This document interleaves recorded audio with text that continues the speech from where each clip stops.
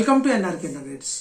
మహాసేన రాజేష్ కి తెలుగుదేశం పార్టీ అలాగే జనసేన పార్టీ ఉమ్మడి అభ్యర్థిగా పి గన్నవరం కోనసీమ జిల్లా అంబేద్కర్ కోనసీమ జిల్లా పి గన్నవరం ఎస్సీ రిజర్వ్డ్ స్థానాన్ని టీడీపీ అభ్యర్థిగా మహాసేన రాజేష్కి ఇచ్చింది.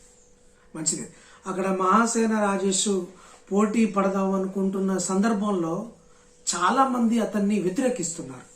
అక్కడ లోకల్ లీడర్స్ కానీ అక్కడ ఉన్న సంఘాలు కానీ వ్యతిరేకిస్తున్నాయి. గతంలో ఈయన మహాసేన అనే ఒక నెట్వర్క్ స్థాపించి అనేక మంది మీద విమర్శ చేశారు. పాస్టర్ల మీద చేశారు, క్రైస్తవత్వం మీద చేశారు, హిందూయిజం మీద చేశారు, స్వామీజీల మీద విమర్శలు చేశారు. అంత మాత్రమే కాదు, టీడీపీ మీద, టీడీపీ అధినేత చంద్రబాబు నాయుడు మీద విపరీతమైన విమర్శలు చేసి అతని దగ్గరికి వెళ్ళిపోయారు. జనసేన మీద అయితే మామూలు కాదు. జనసేన మీద, జనసేన సైన్యం మీద, అలాగే పవన్ కళ్యాణ్ గారి మీద విపరీతమైన విమర్శలు, ఒక జుగుప్సాకరమైన రీతిలో ఒక బూతుల పంచాంగం లాగా ఇతను తన యూట్యూబ్ ఛానల్లో, తన మీడియాలో చెప్తూ రెచ్చిపోయారు.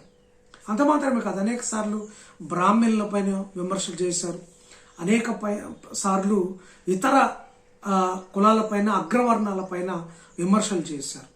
అవన్నీ ఇప్పుడు లైమ్ లైట్లోకి వస్తున్నాయి.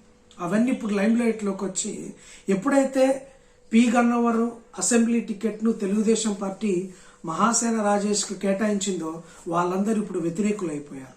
బ్రాహ్మణ సంఘాలు ఇతనికి టికెట్ ఇవ్వద్దంటున్నారు, అగ్రకులాలు ఇతనికి టికెట్ ఇవ్వద్దంటున్నారు. ఈవెన్ జనసేన అంటే పొత్తులో భాగంగా ఉన్న జనసేన కూడా మహాసేన రాజేష్కి టికెట్ ఇవ్వద్దు, దాన్ని ఉపసంహరించుకోండి, ఆ నిర్ణయాన్ని మార్చుకోండి అని జనసేన ఆ సైన్యం లేకపోతే జన సైనికులు కూడా అలాగే చెప్తున్నారు. చాలామంది అతన్ని అభ్యర్థిత్వాన్ని వ్యతిరేకిస్తున్నారు. అంత మాత్రమే కాదు, గతంలో ఈయన చేసిన విపరీతమైన పోకడలు, విపరీతమైన మాటలను ఇప్పుడు లైమ్ లైట్లోకి తీసుకొచ్చి అతన్ని ట్రోల్ చేస్తూ ఇతని ఇటువంటి క్యారెక్టర్ కలిగిన వాడనిగా చెప్తున్నారు. గతంలో అగ్రవర్ణాల అమ్మాయిలను కనుక ఎస్సీలు, ఎస్టీలు ఎత్తుకొచ్చి పెళ్లి చేసుకుంటే వారికి నేను బహుమానం ఇస్తాను, లక్షల్లో డబ్బులు ఇస్తాను అని చెప్పి అనౌన్స్ చేసిన వీడియోను కూడా బయటకు తీసుకొస్తున్నారు.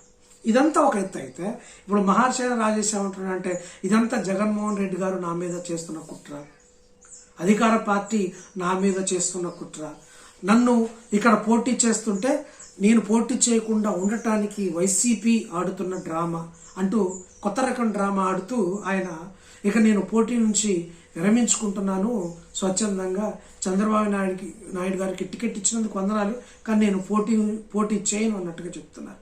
నిజంగా మహాసేన రాజేష్ పైన కుట్ర చేయాల్సిన అవసరం ఎవరికి ఉంది? ఎవరు కుట్ర చేస్తారు? 175 కాన్స్టిట్యుయెన్సీస్లో వైసీపీ కానీ, జగన్మోహన్ రెడ్డి కానీ వాళ్ళు చూసుకునే అవకాశం వాళ్ళకు ఉంటుంది. అంతేగాని ఒక పర్టికులర్గా రాజేష్నే టార్గెట్ చేసి, రాజేష్నే కృంగదీయాలని, రాజేష్ని డీఫ్రేమ్ చేయాలని, రాజేష్ వల్ల మనం ఇబ్బంది పడతామని ఆలోచించేంత సీన్ ఉంది ఆయనకి. ఏం చెప్తే దళిత వర్గాలన్నీ జగన్మోహన్ రెడ్డి కాకుండా టీడీపీకి ఓట్లు వేస్తారు.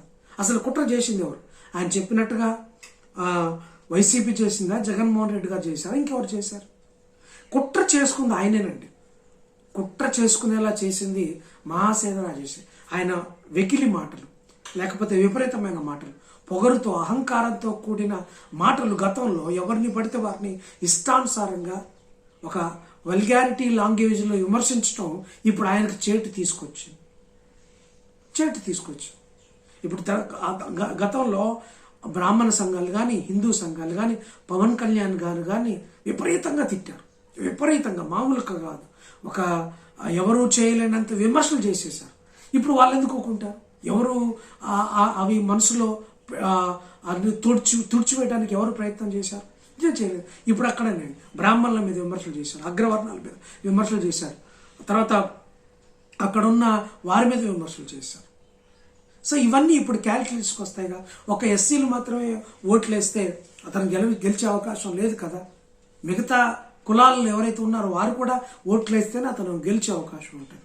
ఈ కేటగిరీలో చంద్రబాబు నాయుడు ఏదో ఆయనకు టికెట్ ఇవ్వడంతో అక్కడ ఇప్పుడు అంతా రాచుకుంది.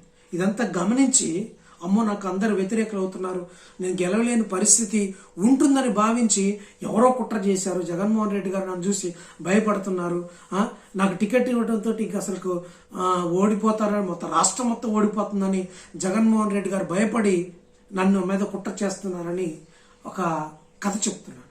కథ కాదండి, నువ్వే కుట్ర చేసుకున్నావు. నీ మాటలే నీకు బూమరాంగ్ అయిపోయాయి.